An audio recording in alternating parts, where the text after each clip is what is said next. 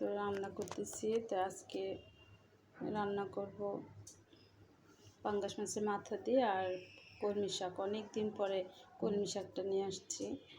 কলমি শাক আমাদের খাওয়াই হয় না।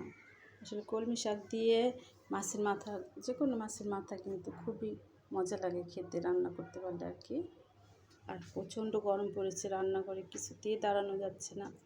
একদম আমি পুরো ভিজে গেছি গরমে, এত গরম, চুলার সামনে দাঁড়ানো যায় না, অনেক গরম পড়েছে। কলমি শাকটা আমি একটু ভাপ দিয়ে নিয়েছি দেখুন। আর শাকের সাথে শাকটাকে যদি আমরা মাথা দিয়ে রান্না করি তাহলে শাকটা কিন্তু একটু অন্যভাবে কাটতে হয়, দেখতে পাচ্ছেন। আমি একটু বড় বড় সাইজ করে কেটেছি। আর এই কলমি শাকটা ভাজি করলে অনেক মিহিন করে কাটতে হয়, একে ঝিরিঝিরি করে ভাজি করলে মজা লাগে।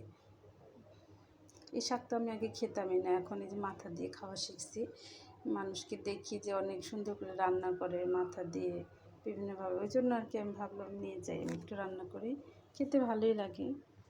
আর এসব রান্না, এই যে মাথা দিয়ে শাক রান্না, এসব বেশিরভাগ আমারই খাওয়া পড়ে। আবদুল্লাহর আব্বু খেতে চায় না, আবদুল্লাহ তো ধারে কাছেও আসে না। এই তো হয়ে গেল রান্নাটা।